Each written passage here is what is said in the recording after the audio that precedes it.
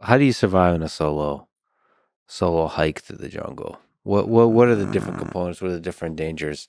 So you said you had a hammock, you had some food. What kind of food, by the way, we're talking about? Nuts, stuff that won't go bad. Because you can't. So you can't really start a fire in the Amazon. Like I'm a good fire. I mean, I camp all over the place. I'm a wilderness guide. Starting a fire in the Amazon is futile. In fact, a lot of survival manuals will tell you don't do it because if you're really lost, it'll break your spirit. You're not going to be able to do it. That's dark. Yeah, they're like, don't even try it. But you can still get like hypothermia from if you get wet and you lay out in the jungle. You could still exposure can still get you. So you want fire.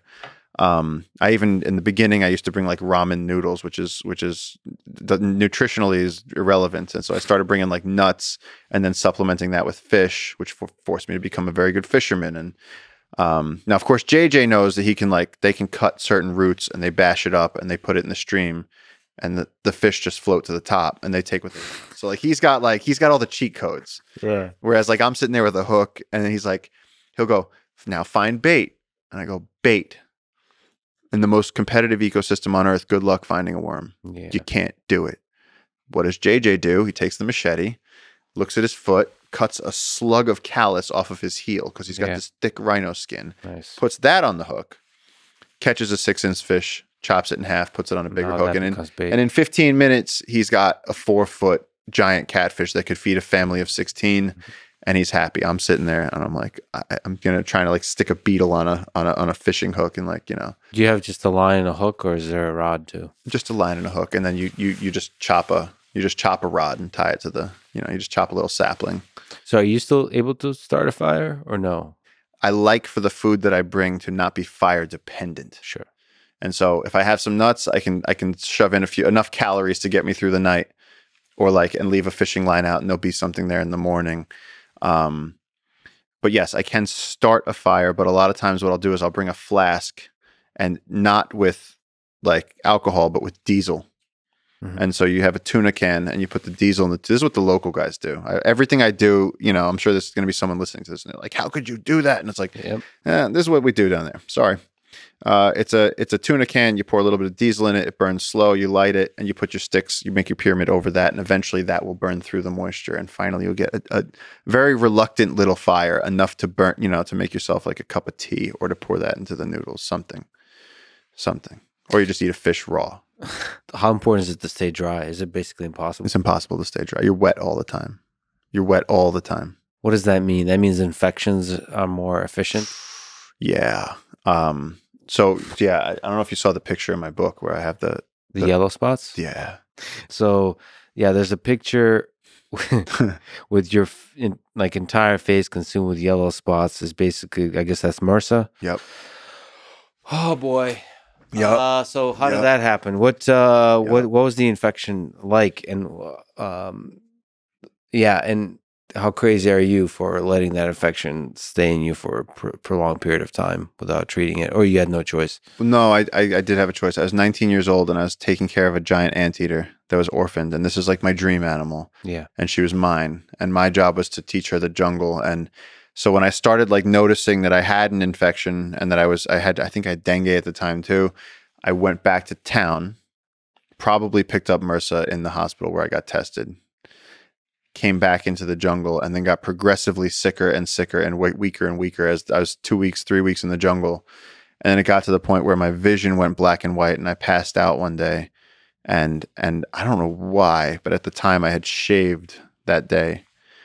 And when I woke up the next morning, I couldn't open my eyes because the pus had come out of my eyes and out of the pores in my face, all those little micro cuts, and the pillow was stuck to my face. And I was stuck upriver with no help at 19 years old. And also when you see that picture, you can imagine that I assumed that my life was over because I didn't know what it was. And I also didn't assume that, or at the very least, I figured I'd be disfigured the rest of my life. I didn't think there was any getting better from that. And so I remember sitting by the side of the river praying that a boat would come by, but it was the rainy season and there aren't going to be any boats because the river's psychotic. And so it was a long time before I got back to town, and I didn't want to leave the anteater, but it became like, I realized I was dying. And then I finally got a boat with some loggers, a death boat just loaded with these guys had gone into the jungle and shot everything they could and taken all the babies, and they were going to go sell them. And so it was like baby monkeys and toucans and birds in cages and pieces of crocodiles and anaconda skins and jaguar skins rolled up. And it was just like, I was just laying there with all these dead animals in the boat with all the flies on my face, and got back to the hotel, called my mother, said, please book me a flight out like today. And then I sat on the plane, and somebody sat next to me on the plane, and I had a hood on. And I do remember that in the haze, at this point I was having trouble staying conscious, but I do remember that she like looked over, like trying to see what was sitting next to her, and then she got up and never came back. And when I got to immigration in New York, you know, the cop, he like takes my passport and he goes, yeah. He goes, so what were you doing in Peru? He's looking down and he goes, yeah. And he like holds up the passport, looks at the passport, looks at my face. He goes, Bo, buddy. He goes, what the fuck? And I said, no, that's Waddy. I was like, I'm trying to get home to go to the hospital. And he goes, he stamps it. He goes, go. God bless. He's like, oh shit. Yeah. And then they put me in the room in the hospital with like the hazmat suits, and they didn't know what it was. And I spent like 5 days on IV antibiotics with like 4 different things running through my veins. And the doctors were like, don't let it go that close. They're like, you went real close on that one. Yeah, that's what that picture, I mean, people should check out the book just to see the picture. Because I imagine you just laying there, unable to see, have a fever probably. So you're like half hallucinating. Yep. And there's no boat. There's no way out. There's no help coming. Plus there's this creature who you've become a parent of. Yeah. That you love. Yeah. Boy, that's a dark place to be as a 19-year-old. I mean, most people will never be in a place like that. Like, where did you find strength in that place? I don't know. I just remember writing like a goodbye letter to my parents because I said, if I die out here, it was really dark. Like it was terrifying. It really felt like it was the end. And I was writing, you know, if you find me out here, I'm sorry, and all that type of stuff. And it was, you know, I don't know about strength. There's no strength. It was just like move forward. And at some point it was like, if you'll take me downriver, take me downriver, you know. And you just got lucky with the loggers, with the death boat. Yeah. That they found you. Well, how did the infection start, by the way? I don't know. I really don't know. I mean, we always have some sort of little shit, but the thing is now JJ taught me that there's like 3 different trees that can cure infections. I didn't know this at the time. I didn't know the cheat codes. Now there's if you have a small infection, you can use sangre de drago and it'll cure it right away. Like let's say you have a bot fly and it gets a little pussy. There's a fly living in your skin. You put that on there, not only will it kill the fly, but it'll heal the infection. Now, if you have a worse infection, you can go to Ohe, which is Ficus insipida, and you can use that. And that will completely heal. That will murder. It's like crocodile blood. It will murder infections. So like, forget Neosporin. That's a joke. These are heavy chemical compounds running through these trees, and they know all about them. And so whatever it is. So now at this point, that's no longer an issue, like, because we know how to handle it, which at that time, if JJ had been there, I would have been fine. Well, learn the hard way. So these are open wounds, and then there's creatures that start living in them. Is basically what is it? Well, that's separate. That's bot flies. Yeah, there's a creature that unfortunately, very, very, very unfortunately, likes to make its home inside the flesh of mammals. Yeah. And so the flies attach their eggs to mosquitoes. The mosquitoes go and seek out warm-blooded animals. The eggs, microscopic eggs, fall into your skin and then begin to grow. And sooner or later, you feel a twitch. And it's a worm living inside of you that's like vertical down in you, and it's eating you. Yeah. And at first, it's not a problem. But when they get to about as thick as that pen, it starts to hurt because you got a hole in you, and they have a little breathing tube that comes up, and they breathe, and they go back in, and then they eat, and they come back up to breathe, and you have a friend living in you. Yeah. And you've had one of those? I've had lots of those. It's tough to take them out. They have hooks. How do you have to? Oh man, you gotta love the jungle. So how do you take it out? You have to come. Yeah, 100%. You gotta put an irritant. So like a lot of times, what we'll do down there is someone will take a massive drag of a cigarette, and then they'll spit they'll power like exhale and get some of the tar, which also shows you how much tar you get out of a cigarette. And then with a knife, and you put that right over the hole. And then you slap some Vaseline or something on top of that so they can't breathe. And eventually, over the course of a few hours, they'll come up enough looking for air. and then you got to grab them with a tweezer and try not to rip them because then you're going to get an infection. And you got to squeeze from the. It's a whole ceremony. When people have botflies, we're all like, "Oh, it's botfly time, let's go!" And then like JJ will squeeze. He's got like pliers for thumbs. Yeah, he can like take a piece of your neck, and you think he's going to break your skin. He'll just squeeze until this thing comes out. And you don't want to. You don't. There's an open wound right there, and you don't want to bathe for a day or two after until that closes, because otherwise you're going to have like water sloshing around in like a little pocket of yours. It's kind of gross. And that water might have other organisms in it. Water in your skin tends to, yeah. I mean, the jungle water's clean. We drink it like I drink the water fresh out of the stream. Oh, that's interesting. Well, it's just a giant filtration system. All those roots, the whole jungle's constantly purifying everything. People might be thinking about that with the jungle. Yeah, there's insects probably all over you all the time.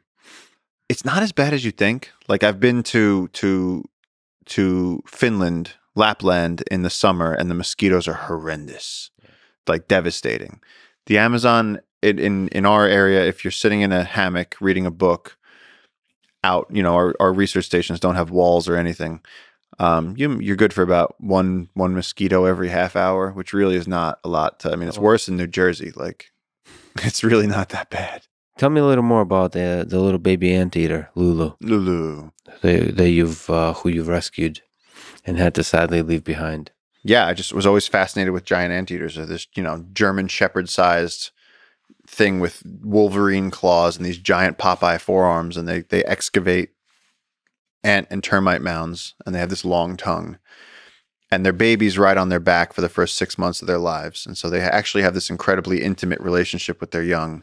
And it just so happens that this animal that I was wildly fascinated with, there was an orphan on the river, and JJ was like, "You love these things," and I was like, "Yeah." And so he went and he was like, "Hey, my friend, you should."